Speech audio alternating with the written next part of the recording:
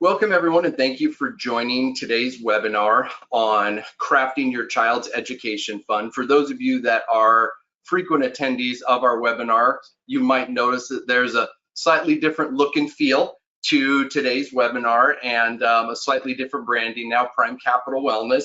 Just so you know, you're at the right place. This is the same team, and you have access to all of the same tools and resources here, but we hope that you like the new look and feel of everything that we've put together moving forward as a wellness company. My name is Kyle Bingham, and I get the opportunity to manage all of the different aspects of our financial wellness program. And joining me today is one of our senior education consultants, John Poole. He's based out of Houston, Texas, and we're both going to kind of start tackling this idea of how do we go about saving for that child's education. And I think as we kick things off today, what I'd like to do is first show you these 5 core steps that you need to take. But one thing that I really do want to emphasize today is the fact of we don't necessarily have to become, or you don't necessarily have to become an expert in all of these different types of saving vehicles and necessarily all the rules and restrictions. What I really want you to focus on today is the why. Why is it that you're going to be saving for your child's college? Why are certain types of accounts going to be better than others? And that's really where we want to get you to today.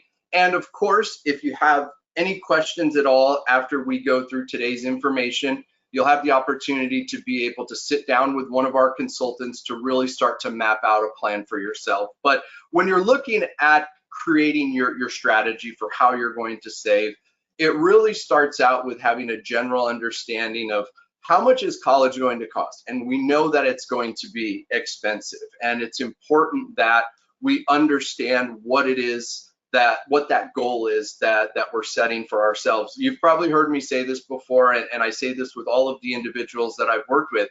If you can't measure it, you can't manage it. And that's why this first step of just setting a goal for yourself, it's crucial to really be able to measure how close or how far you are from being able to achieve that goal. And so once we have a general understanding of what the landscape looks like in terms of the cost of education, then we can create a specific savings goal for us. Then we look at some of the different saving vehicles that are available. Step 4 would be also having an understanding of what are some other sources of funding that we should consider. Have we really looked at every option that's out there? And then the last step, similarly to your financial plan or your retirement plan, we want to make sure that we go back and that we revisit this strategy to make sure that it still aligns with those original goals that we've set for ourselves. Now with that, let's talk for a moment about the cost of college. How much does it cost? Well, according to the report Trends in College Pricing, you can see here that this is definitely going to be a large expense. Now, depending upon the type of education, depending upon the type of school, you can see here that that's going to vary in terms of the annual cost. If you move over to the left-hand side of your screen there, a public in-state average, the cost is going to be just under $29,000. If we're looking at public out-of-state, now we're looking at almost $47,000. And then when we get into private, we're looking at just over $60,000. And if you go down and look at the bar graph on the bottom of your screen here, this is a look at the total cost of that annual undergraduate education or budget, if you will. A big chunk of that is definitely going to be those tuition and fees, but also what's being included in this estimate are things like your housing and food, your books, your supplies, transportation, and some other expenses. And the other important point to consider here too is what is the annual increase going to be on a year-to-year basis? And that's going to vary, but on average, as you're starting to plan and as you're establishing how much you want to be saving into these different accounts, if we use an annual increase of anywhere from 3 to 5%, we're probably going to be in a pretty good position. Now, this is a real basic example of what your plan might look like. Here, I'm using the example of a 529 plan, and we're going to start to talk about the 529 and a few other accounts here in just a moment. But let's say that you've decided that you want to try to save $80,000 to be able to get that child through a public in-state college, or to be able to cover the majority of that cost. And one of the assumptions that you'll have to consider is, what is your average rate of return going to be? It could be 6%, it could be more, it could potentially be less. A lot of that has to do with the way that you're investing that money.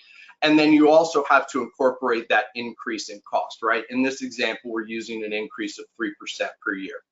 And then lastly, you have to look at, what is that dollar amount going to be? And so based upon this plan, with these assumptions, your monthly contribution would come out to around $215, and that's going to equal total contributions of just over $46,000. But by the age of 18, that would hopefully get that account balance to about $80,000.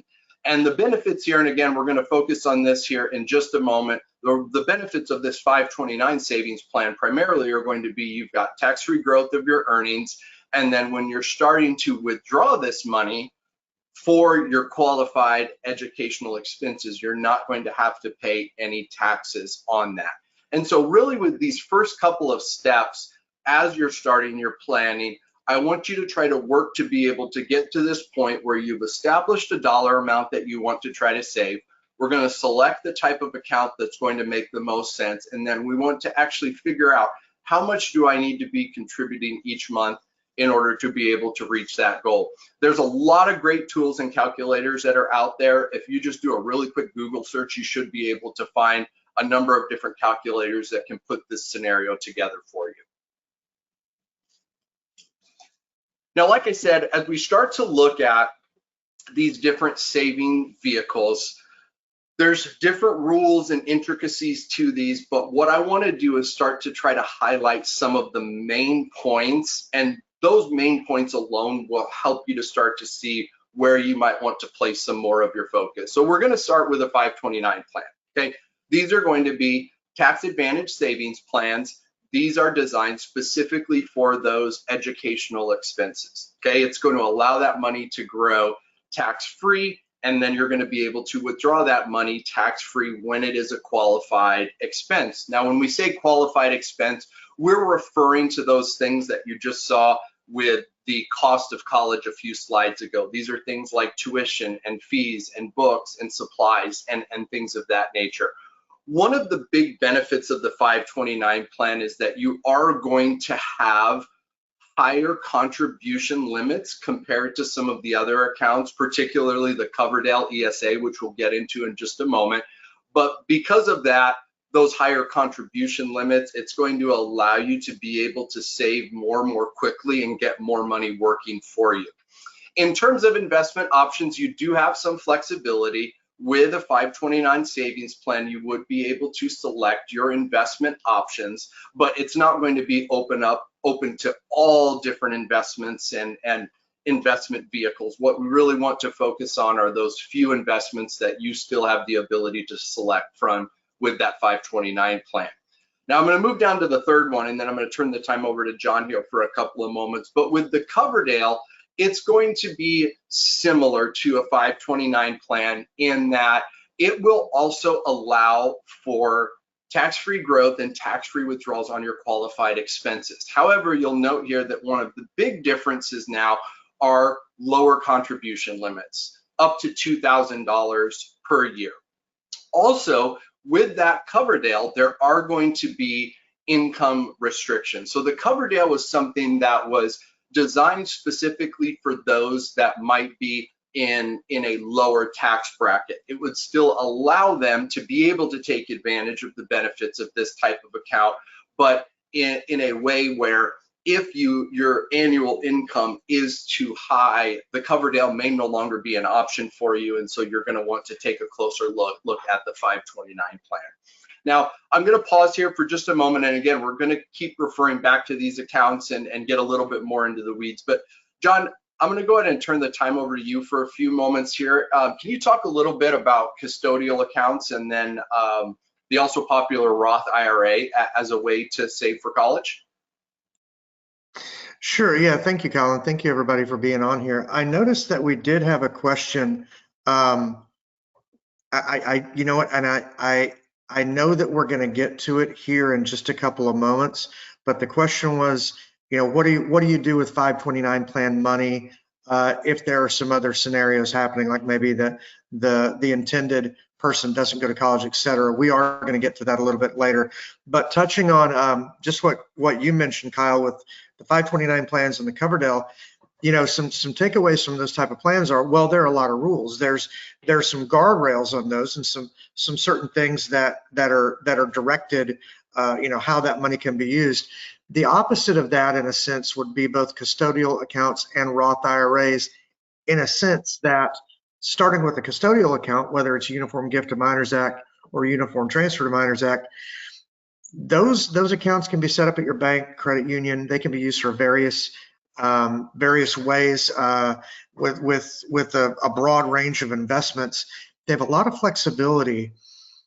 The thing to watch out for, though, is if your child has seen Animal House 45 times, if they're always talking about going to keg parties, things of that nature, beware, careful, because money in that UGMA or UTMA account is going to legally be their property when they turn 18. So if your child is super on point, you've been doing financial education throughout the years, they're very diligent and very responsible, well, great, that could be an option for you. But just be advised that money will be theirs. They can do what they want to with it, whether you tell them that or not. That's how that works. And then, of course, the Roth IRA. Maybe you've helped your child set up a Roth IRA when they started working their first part-time job at the age of 16. Maybe you've got them educated as far as disciplined saving routines, financial education. They know what the Roth IRA is for, and then that money is sitting there. Well, maybe they need some other expenses paid for throughout that education, whether it's your regular 4-year college, university, whether it's trade school or their local community college. Maybe they need to pull that money out for a car repair, so things of that nature, room and board. There is some flexibility there as well. Doesn't have quite the stringent set of rules as a 529 or a Coverdell would. Excellent. I think one other point, John, too, and then I want to move on a little bit to talk about that next question. When you're looking at the 529 and then the Coverdell, think of those as a parent asset. So that person that established that account, that's how that asset is classified. And when you're looking at that custodial account, that becomes the asset of the child. And so just like John mentioned with financial aid eligibility, it's not going to have a negative impact if you're working with a 529 plan or with a Coverdell. And again, we're going to get into the weeds a little bit more on these accounts here in just a moment, but kind of moving on, I want to talk for a few moments about, aside from personal savings, so aside from using these accounts that we've just talked about, what are some other things that we can do? What are some other sources that we can use to help to pay for college? So John, can you talk to us a little bit more about what are some of the best resources that folks can tap into? Yeah, thank you. No, this is, I think this is pretty exciting. In fact, if you'll look over to the right, assuming that you have your toolbar on the right, if you look in the chat feature, I've listed some resources that I think out of all of the dozens that I've looked at, these are, I think, probably the most user-friendly and interesting. There may be, I think I posted about 8 or 9 websites here. If you're wanting to look at other resources to cover these college expenses, and we know that college seems to be getting more and more expensive every year. How do I find scholarships? How do I determine what my child might be eligible for? What resources are even out there? Well, they're different. If you're like me and went to college many years ago.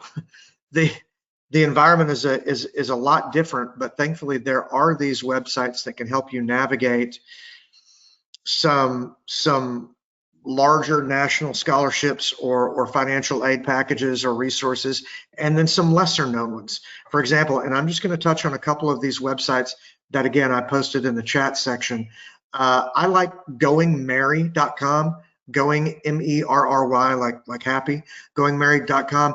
I found it to be like kind of like a one-stop, one application area. Like you fill out one application and then the tool searches all of these national scholarships and then ones that are more local to you. And I think it's interesting because if you've ever looked at the scholarship or financial aid universe of things to apply for, it gets very monotonous, very tedious, very time consuming in that grind of filling out the same stuff over and over and over. These websites, especially that one that I just mentioned, can help you just put your data into that tool. By the way, all of these are free. You don't have to sign up for a subscription to try to explore different types of either big scholarships, smaller ones. And I do want to mention this. A lot of times people don't think about private scholarships, meaning scholarships that are offered by companies. A company's employees will know about these from XYZ Incorporated. Oh, my company gives out $500 in a scholarship. 500, that's not that much. I won't even bother applying. Okay, well, $500 times 3 of those. Would you listen now? $500 can be some books. It can be, one class. I don't know. But if you think about what your child is interested in, is it the energy industry? Is it the financial services industry? Is it healthcare industry? Have them or help them make a short list of major players in that industry, and then look at their website and then inquire as to, hey, does your company or does your entity offer any scholarships? And you could apply that way. They may not be as well advertised, but that money is still out there. A lot of people might turn their nose up at, oh, it's only a $250 award. Well, maybe an hour writing a short essay and another 15 minutes applying for it. If you found $250 in the parking lot, would you pick it up? I would. I mean, and I'm not talking about turning it into lost and found, etc. We're all honest people, but you get what I'm saying. There may be some unexplored avenues to get these smaller, more local or private awards that you might not have thought about.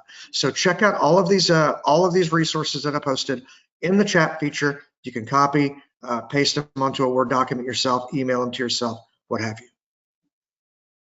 Excellent. Thanks, John, for kind of walking through a couple of those tools and resources. And I know that probably one of the most often asked questions that we get centers around, what we're going to talk about right now. What if your child doesn't go to college? What if they get a scholarship? How does some of that work? So I'm going to pull us back to 529 plans for just a little bit and Coverdell, and I will pull John back over to talk a little bit more about custodial and Roth IRAs. So let's say that your child ends up not going to college. Well, one of the nicest things about a 529 plan is that it enables you to be able to change beneficiaries, and there isn't a specific time frame on when you have to stop contributing to the 529 plan, or for that matter, even when you use that 529 plan. So that is really one of the biggest advantages to the 529 plan, is some of that flexibility. Now, on the flip side, with your Coverdell, there's a couple rules that you want to make sure that you're mindful of. The first one is once the beneficiary turns 18 years old, you're no longer able to make contributions to that account. And in addition to that, by the time that person is 30, you would need to have withdrawn or used those funds from the Coverdell to be able to cover those those qualified education expenses. Again, you're going to be able to, or you could change the beneficiary with a Coverdell, but it doesn't give you near the flexibility that a 529 plan is going to allow for. So just that in and of itself, if your child ends up not going to college, but maybe you decide that you're going to go back to college, you're going to pursue a master's degree or something like that, that's still going to be an option to have that 529 plan and to be able to use that. Now, when we're talking about scholarships, this is going to be a little bit different. Again, I want to focus specifically on the 529 plan, in that let's say that your child does get maybe a 50% ride or a 75% ride or scholarship. Whatever that dollar amount is of that scholarship, you can then withdraw that amount from the 529 plan. You're not going to be hit with the 10% penalty that you might be if it was some other type of non-qualified withdrawal. But in this particular example, because of that scholarship, it is non-qualified, which means you are going to have to pay taxes on the earnings, but you're not going to be hit with that additional 10% penalty. So again, another great feature of the 529 plan. One other quick point that I'll also mention here too is the fact that with a 529 plan, you do have a lifetime amount of $10,000 that you would also be able to withdraw from a 529 plan to be able to pay off a portion of your or that child's student loan. So again, that's another really great feature with the 529. Another question that we get oftentimes with 529s, it's sponsored by the state. So I'm sure a lot of you maybe at some point have Googled college savings plans, things like that. You can definitely look at what options are available for the state that you're in, but just remember, you don't have to use that 529 plan for your state. You have the ability to use other states' plans as well. And each one of those plans might look a little bit different, but the general rules and guidelines of what we talked about today are going to hold true when we're talking about what you can and can't use the 529 for, and what are the rules on restrictions on withdrawals and such. But you do have some flexibility to be able to shop around and look at a couple different types of 529s. John, I'll kick it back to you here again for just a moment. Anything else you'd like to add when we're talking about a child not going to school or getting a scholarship as it relates to those custodial accounts or Roth IRAs? Yeah, and actually, I just saw another question. What about college student formal study abroad programs? Will 529 funds apply? That question just came up. If we're talking about my university had a lot of study abroad programs. I actually studied abroad in high school, but it works the same way, in that if it's a program through the university, then that's a qualifying educational expense. So yeah, I mean, the answer, yes, but it's part of university programs, et cetera, and it is education related. So there you go. Now, actually kind of continuing to that theme, but also talking about the custodial accounts, for example, being that money being the UTMA or UGMA custodial account money, it has more freedom as far as what a student could use that money for. So let's say a study abroad program could also be, hey, it's not a program through my university, but I have a family friend or a personal connection that's going to let me work in their restaurant or whatever business in Spain for 2 months. I know that I will come away from that having learned the language more and been to smart museums, et cetera. They can use their own money for that. That would not be covered in a 529, let's say, but in a more a kind of a liberal spending environment with the UGMA or UTMA, they could do that. But I think that in a sense, in a more general sense, if my child doesn't go to college or gets a scholarship, they get a full ride or 75% ride, whatever the case may be, that UGMA, UTMA money is still going to come in handy. A, it's money. B, they're still going to have expenses, correct? If they don't go to college and they're working in an Amazon warehouse, having been to warehouses all over the place, it seems, they're going to need some work-related protective equipment. They're going to need steel-toe boots. They're going to need, et cetera, et cetera. They can use that money to pay for their work-related expenses. It's going to come in handy. And as parents, we're going to have counseled them in a way to best take care of that money, right? Spend it on things that are going to be useful, possibly even keep it in that account and continue to invest it, because in the future, they may want to go to advanced training, other types of educational type of expenses, so it'll be there for them. And then, of course, a Roth IRA, so they don't use the Roth IRA for education expenses. Great. Everybody connected to Roth IRAs is thrilled because it's primarily a retirement savings vehicle, right? So no harm, no foul on that.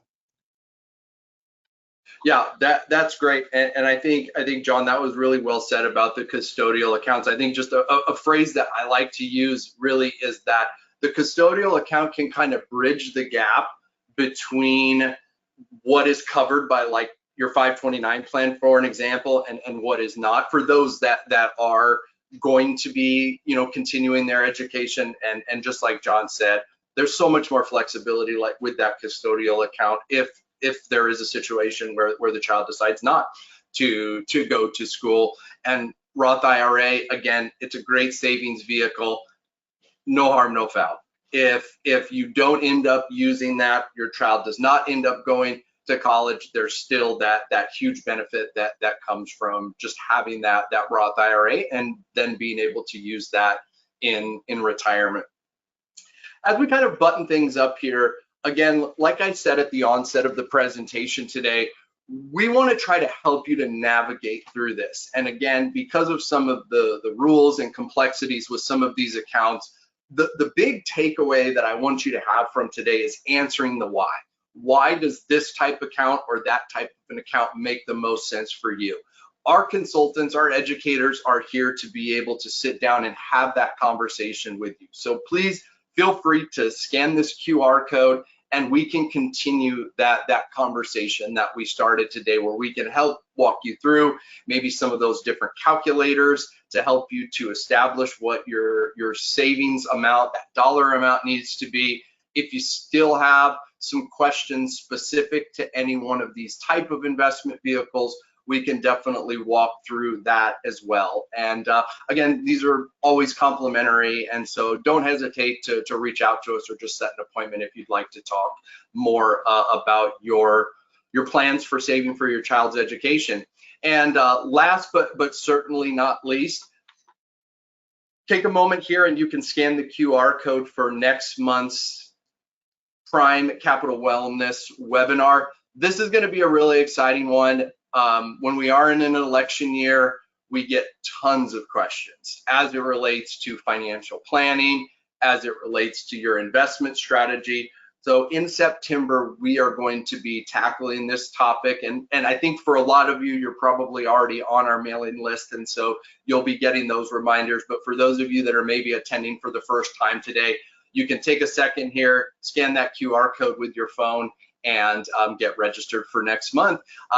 Last but certainly not least, we will be sending a follow-up email to all of you. You're going to be able to have a link to this recording to be able to go back and listen again. And then we'll also give you some links to be able to reach out to one of our educators, one of our consultants, if you still have some additional questions that you need answered.